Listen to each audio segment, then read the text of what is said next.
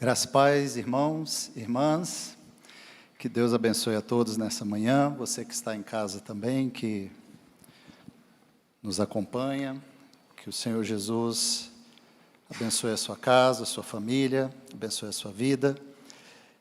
Queridos, vamos abrir nossas Bíblias em Salmos 128,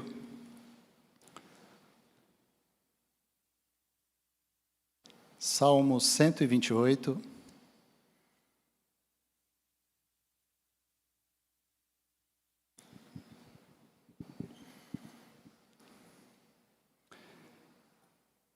Bem-aventurado aquele que teme o Senhor e anda nos seus caminhos. Você comerá do fruto do seu trabalho, será feliz e tudo irá bem com você. Sua esposa no interior de sua casa será como a videira frutífera. Seus filhos serão como rebentos da oliveira ao redor da sua mesa. Eis como será abençoado o homem que teme o Senhor. Que o Senhor o abençoe desde Sião, para que você veja a prosperidade de Jerusalém durante os dias de sua vida. Viver com Deus nos torna felizes.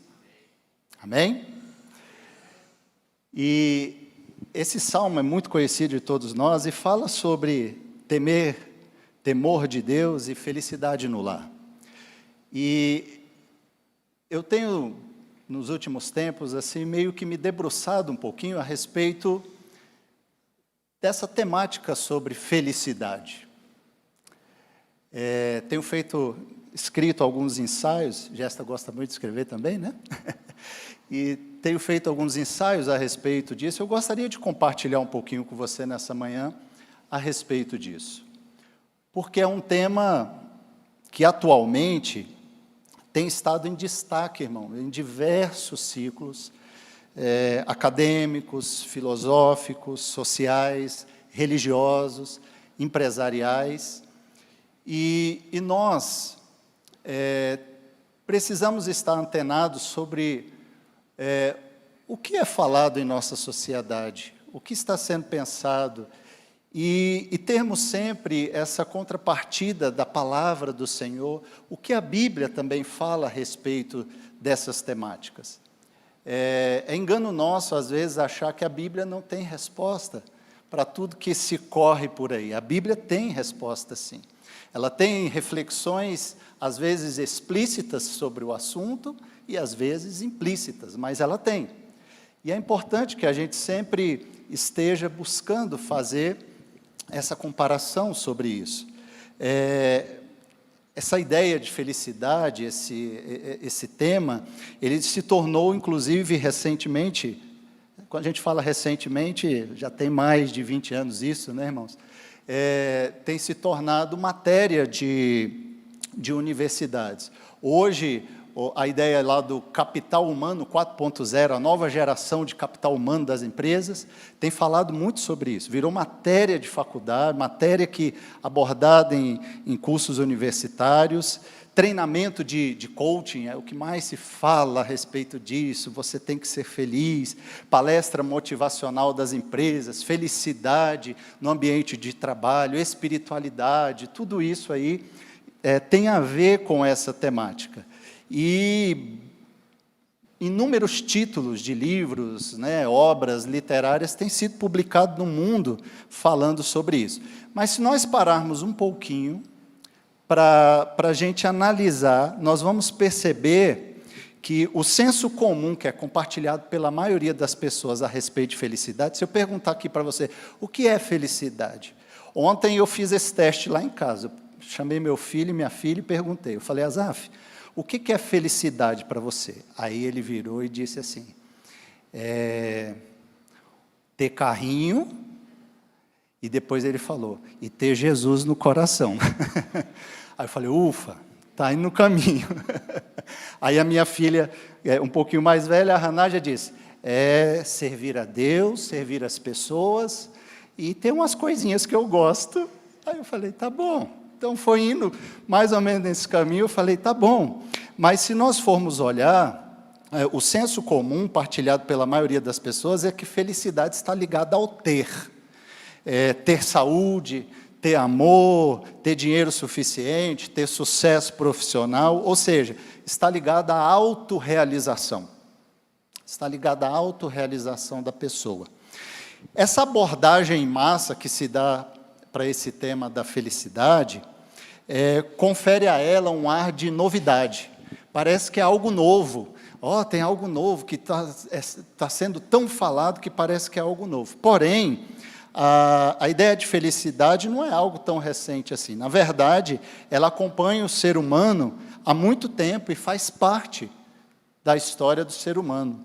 Inclusive, a filosofia que sempre se dedicou a investigar as nossas ideias e tentar esclarecê-las e defini-las, é quem se debruça durante um grande período da história a respeito desse tema da felicidade. E não só isso, de contrapartida, a temática da felicidade ela é muito importante para a origem da própria filosofia, porque ela remonta, na verdade, os primeiros ensaios ali a respeito de ética da filosofia, do tema de ética. Então, ela faz parte disso. Então, irmãos, para que a gente possa avançar um pouquinho nessa manhã e receber do Senhor uma palavra aos nossos corações, eu gostaria de fazer um pequeno recorte histórico a respeito dessa evolução da ideia de felicidade.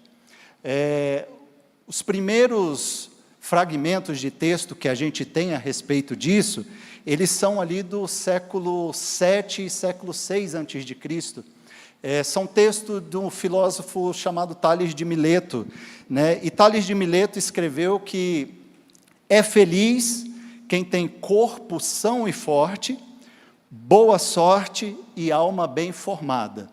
Então, a ideia de felicidade ali vinha de uma pessoa que tinha um corpo bem estruturado, uma alma bem formada, um intelecto bem instruído e tinha boa sorte.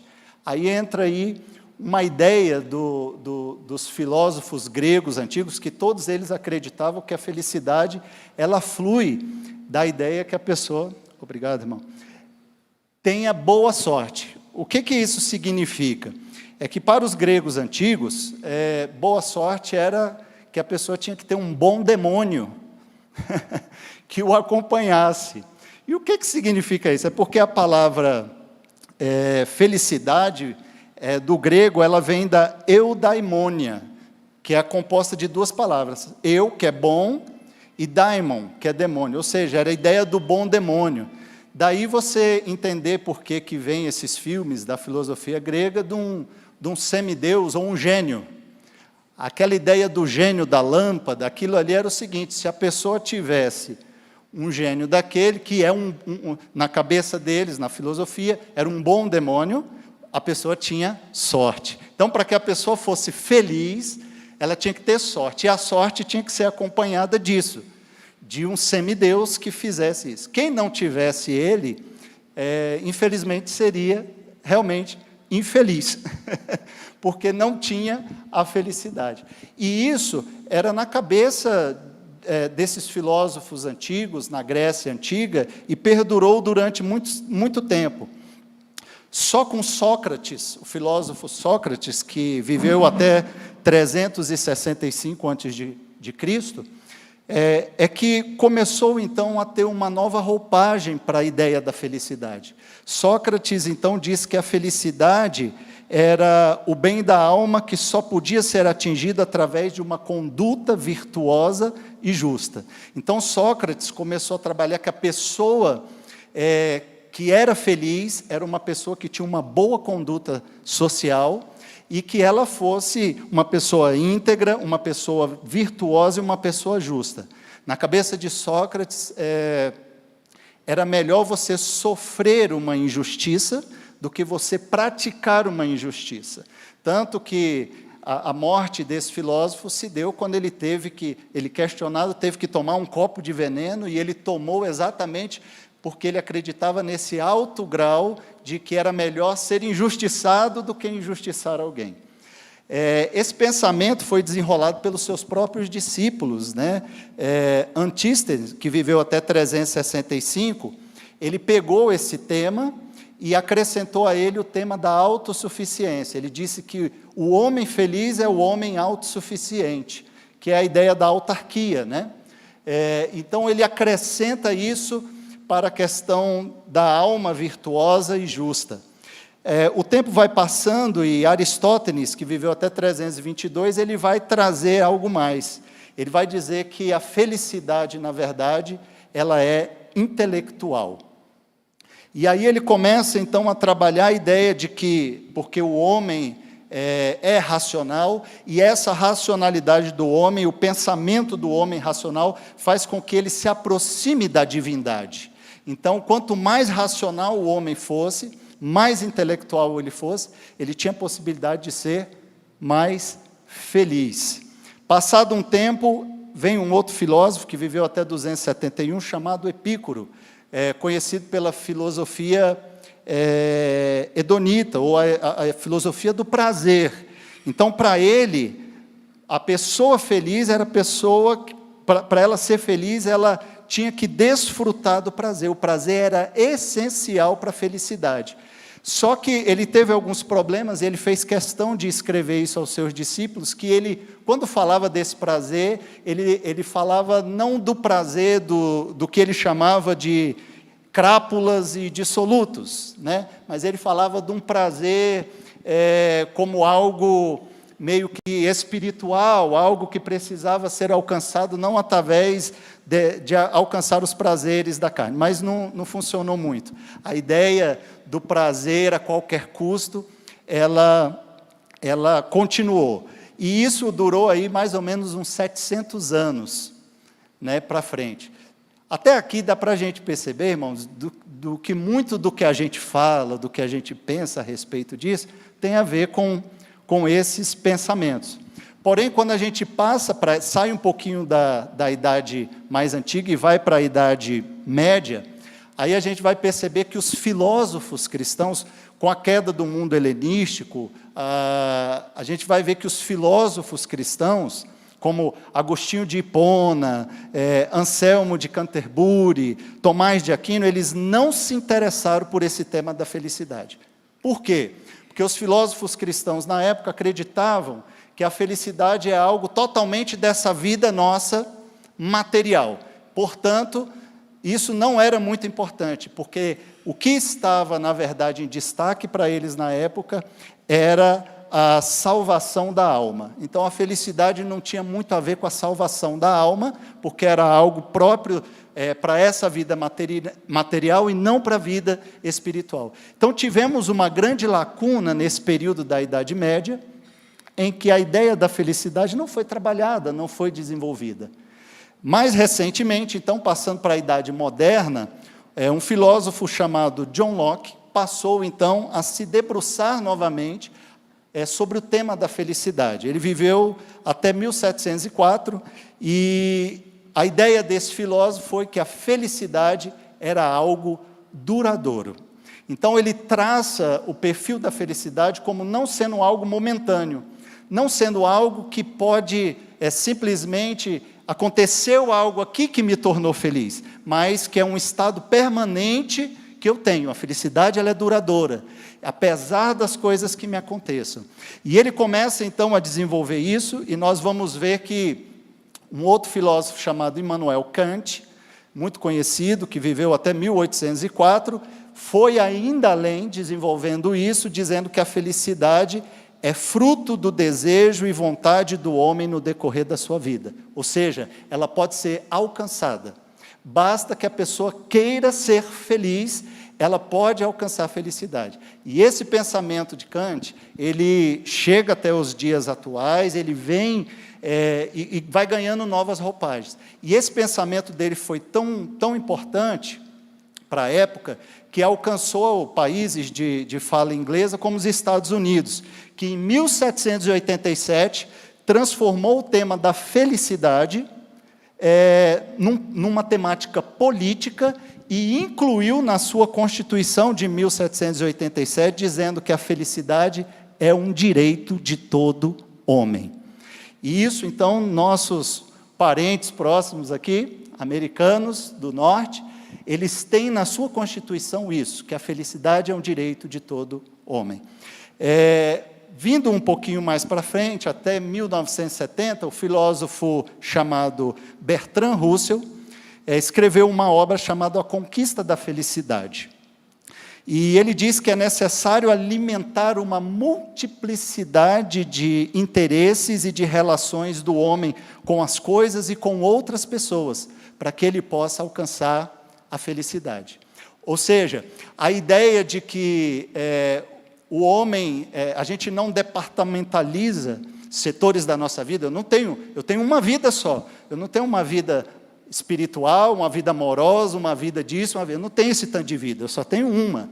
E a minha vida é composta de todas essas coisas. E para que a felicidade ocorra na minha vida, todas essas coisas precisam ser levadas em consideração. E não só isso, não se trata apenas de mim, do meu eu, do meu ser, mas se trata da minha relação também com o próximo, a minha relação com os outros e a minha relação com o divino, com o sagrado.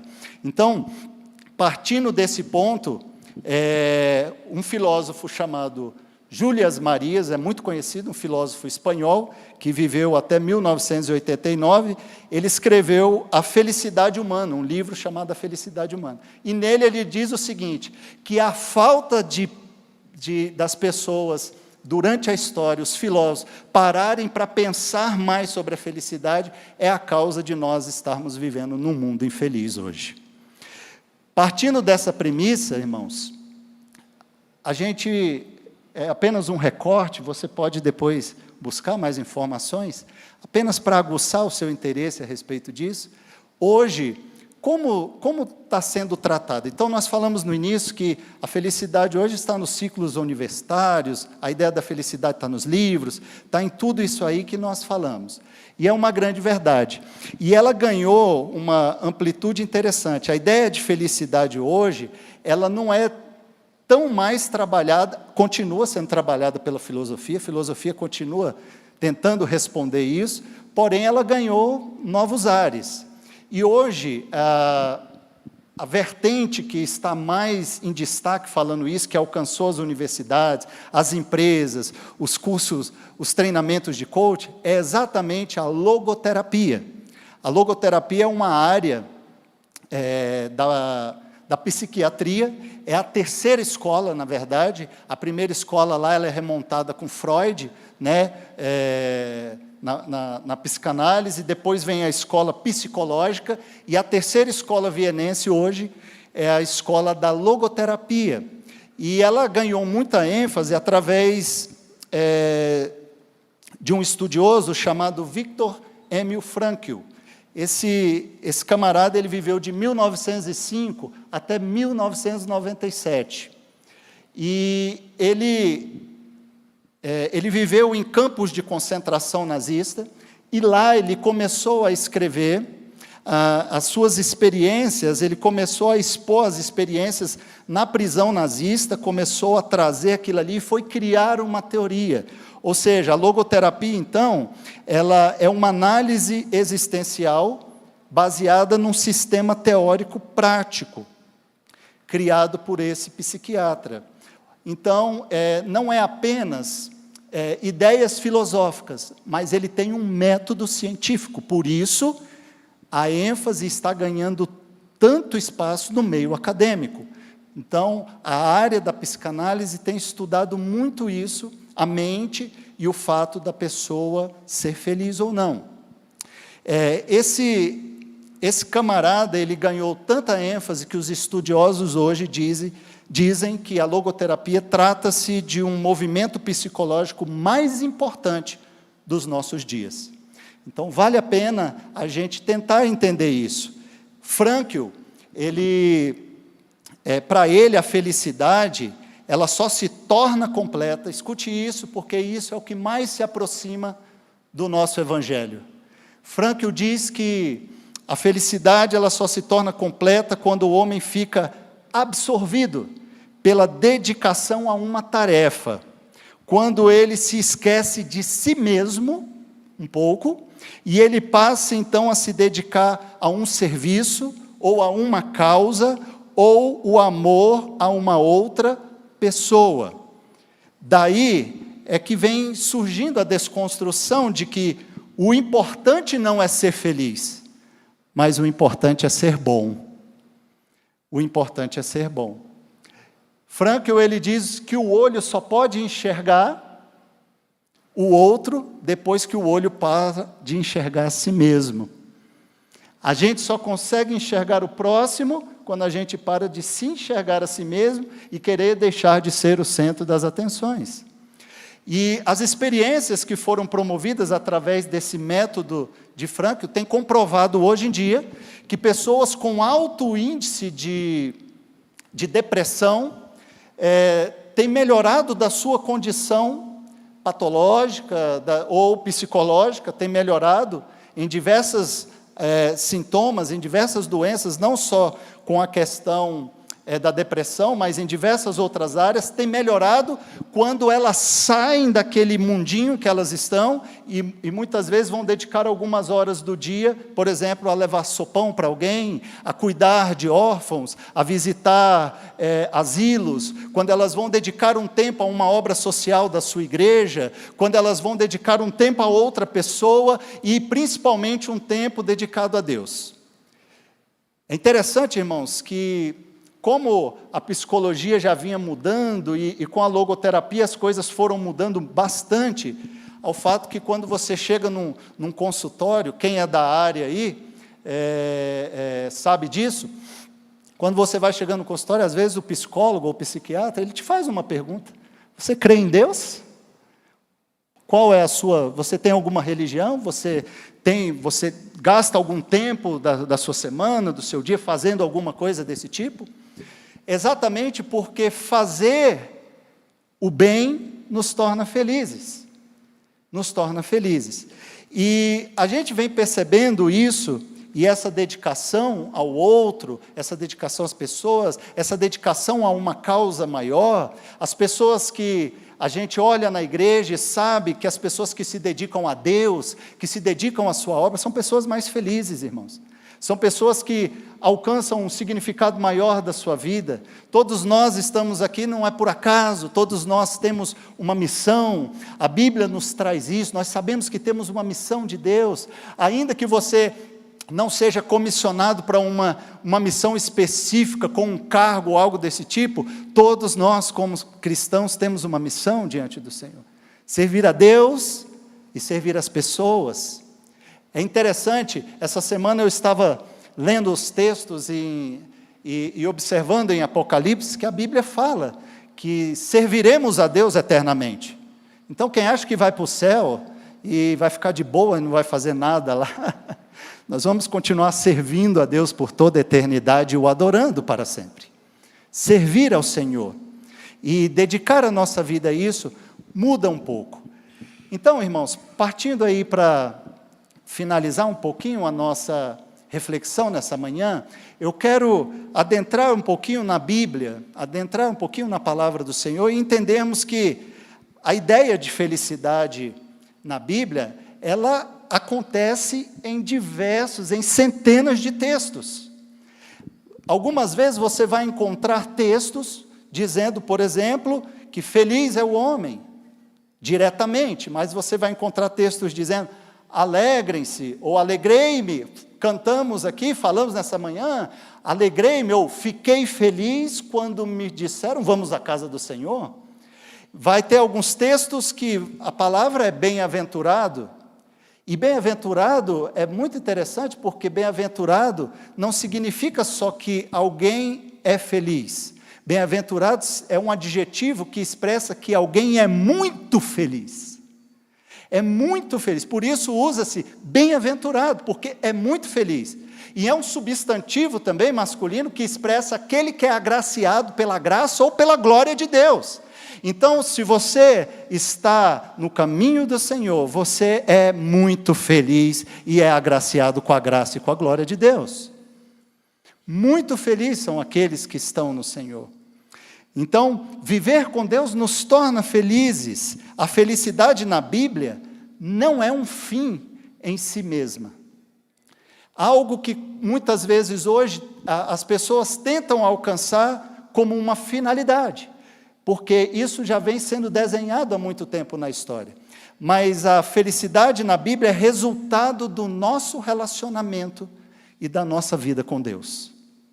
Feliz é aquele que se aproxima do Senhor. Feliz é aquele que se relaciona com Ele. Feliz é aquele que vive e anda nos caminhos do Senhor. O texto que eu li no Salmo 128 diz: bem-aventurado ou muito feliz aquele que teme o Senhor e anda nos seus caminhos. Você comerá do fruto do seu trabalho, será feliz e tudo te irá bem. Viver com Deus nos torna felizes. Andar com Ele nos torna felizes. E dentre as centenas de afirmações bíblicas sobre a felicidade e como ela pode acontecer, eu destaquei apenas algumas aqui, porque são muitas, irmãos. Se você começar a olhar palavras como feliz, felicidade, bem-aventurado, tem muitos versículos e muitos textos.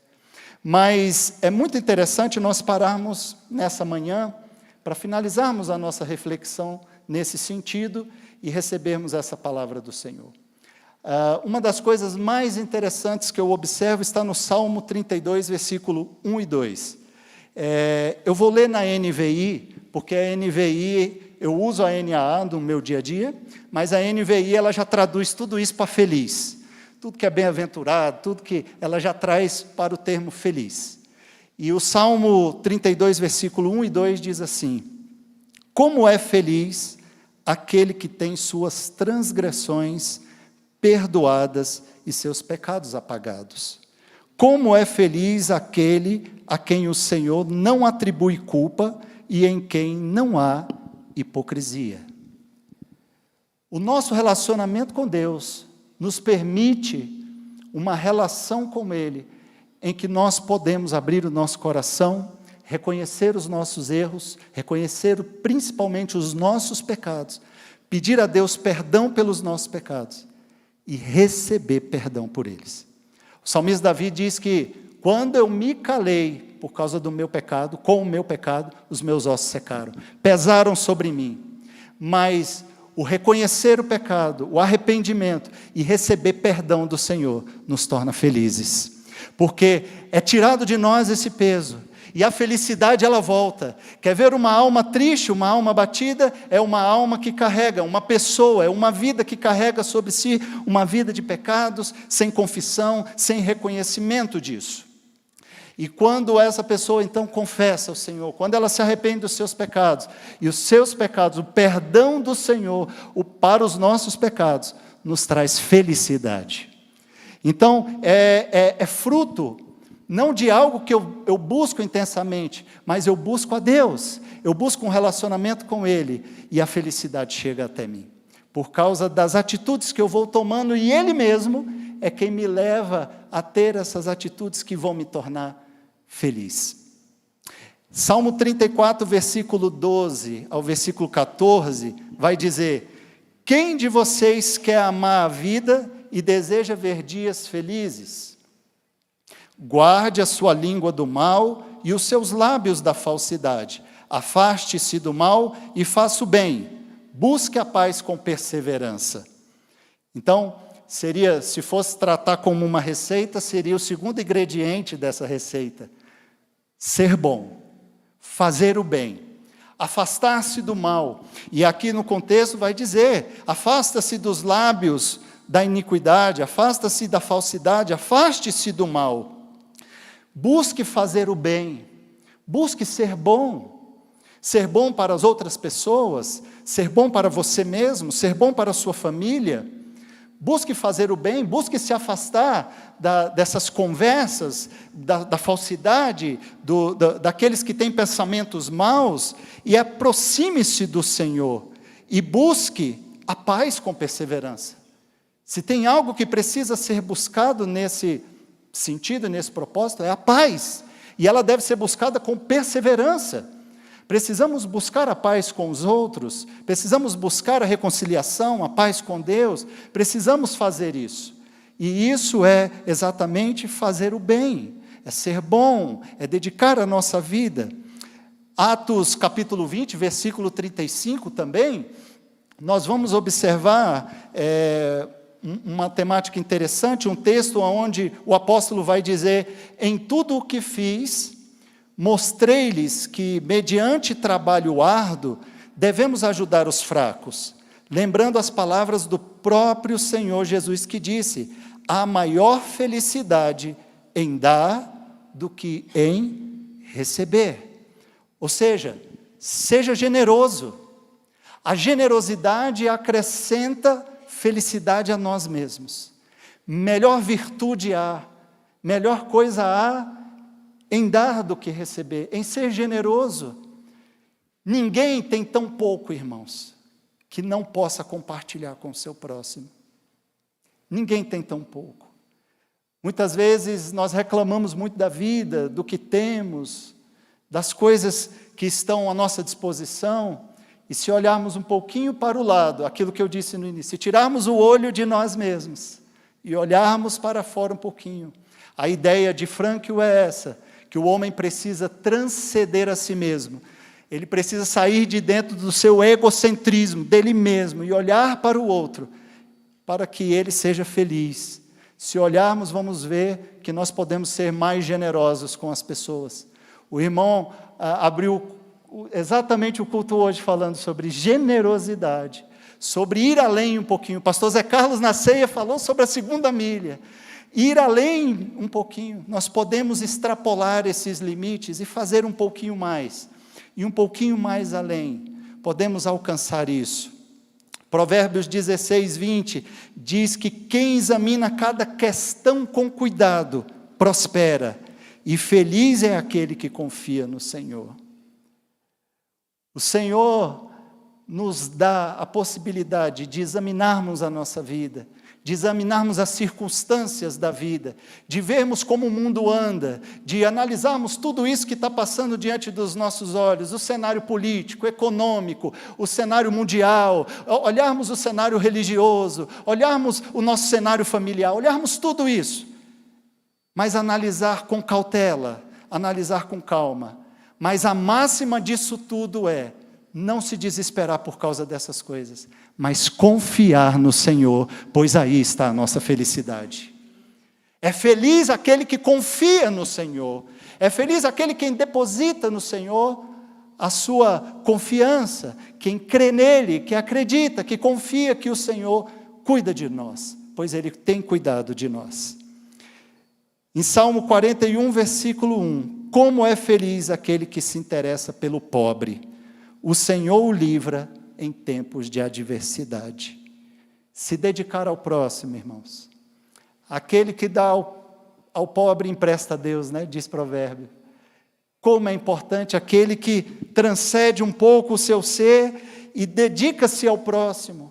E gasta um pouco do seu tempo para cuidar de outras pessoas. Nós temos a palavra salvadora de Jesus Cristo. Nós temos a palavra da salvação, que é a palavra de Jesus. A palavra que salva, a palavra que cura, a palavra que liberta. E nós não podemos ser retentores dessa palavra só para nós. Precisamos compartilhá-la. Precisamos olhar também as necessidades físicas das pessoas, agregadas, porque o Evangelho é o Evangelho de 2 mãos. Com uma mão ele leva a palavra que salva, e com a outra ele busca atender as necessidades daquele que precisa. Não é um evangelho capenga, mas é um evangelho de 2 pernas. Não é um evangelho que se arrasta, mas é um evangelho que corre para socorrer, que corre para levar as boas novas do Senhor. E o Salmo 128 que nós lemos, temer ao Senhor traz para nós felicidade. Como é feliz aquele que teme ao Senhor e anda nos seus caminhos. E é muito interessante, e eu encerro com esse versículo, de Lucas, capítulo 11, versículo 28. Aquela mulher virou para Jesus e disse assim: bem-aventurado é a mulher que te pôs no mundo. Bem-aventurada é aquela mulher que te pôs no mundo. E Jesus virou para ela e disse: não, filha. Ele respondeu: felizes são aqueles que ouvem a palavra de Deus e obedecem. Felizes são aqueles que ouvem a palavra de Deus e obedecem. Quer ser feliz? Viva com Deus. Quer ser feliz? Ande nos caminhos do Senhor. A palavra do Senhor nos mostra esse caminho, o caminho da salvação, o caminho da felicidade. Os conselhos de Deus são conselhos de felicidade, conselhos de paz, conselhos de prosperidade, conselho de coisas boas. Busque o conselho do Senhor. Na sua palavra nós o encontraremos. E seja feliz em nome de Jesus. Vamos colocar em pé e vamos orar, agradecendo ao Senhor.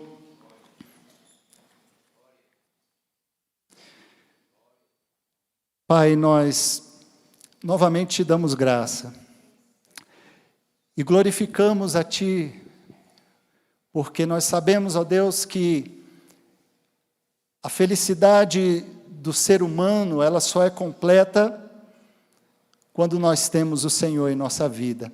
Alcançamos a plenitude dessa felicidade por viver e andar com o Senhor. Os bens materiais, as coisas que aqui nós podemos conquistar, podem até nos dar momentos de alegrias, parecidos com felicidade. Mas nós sabemos que a felicidade, a alegria que o Senhor nos dá, a paz que o Senhor nos dá, ela é eterna. E ela não pode ser comparada a essas coisas que aqui nos dão momentos de felicidade. Porque a felicidade eterna é a salvação em Ti, Jesus. A felicidade é andar nos caminhos do Senhor. A felicidade para nós é dedicarmos o nosso tempo ao Senhor, ao relacionamento com o Senhor. Ouvir o Teu conselho, obedecer a Tua palavra, andar nos Teus caminhos, gerar filhos em Tua presença e educá-los para o Senhor, e ver filhos virtuosos, filhos justos, andando no caminho do Senhor, na conduta do bem, fazendo bem, sendo generosos, e nós mesmos nos preocupando com o próximo, andando a segunda milha, andando um pouquinho a mais, transcendendo o nosso próprio ser, saindo do nosso egocentrismo e olhando o outro. Que os nossos olhos, Senhor, não vejam apenas a nós mesmos, mas que os nossos olhos possam ir além, olhar o próximo, a sua necessidade, a sua dificuldade, olhar ao nosso redor, nos dá uma visão mais holística deste mundo, das situações, e nos dá um coração conforme o Teu coração, um coração sincero, um coração voluntário, um coração desejoso de fazer o bem, de temer ao Senhor e andar nos Teus caminhos, ó Pai querido, e não apenas de buscar sempre a felicidade para nós mesmos, entendendo que a felicidade do outro é a nossa também, entendendo que para isso nós temos, Pai, ó Senhor, para dar às pessoas a palavra da felicidade, a receita da felicidade eterna, que é a salvação em Cristo Jesus. Nos ajuda, Pai, nessa jornada, nos ajuda nesse caminho.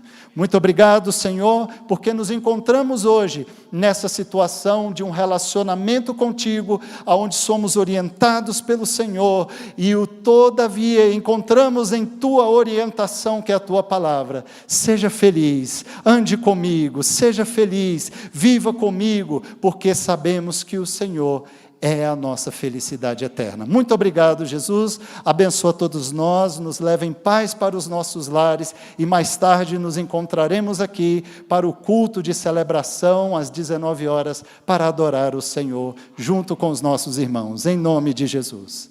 Amém. Que Deus abençoe a todos os irmãos. Vão na paz do Senhor. Ótimo domingo a todos.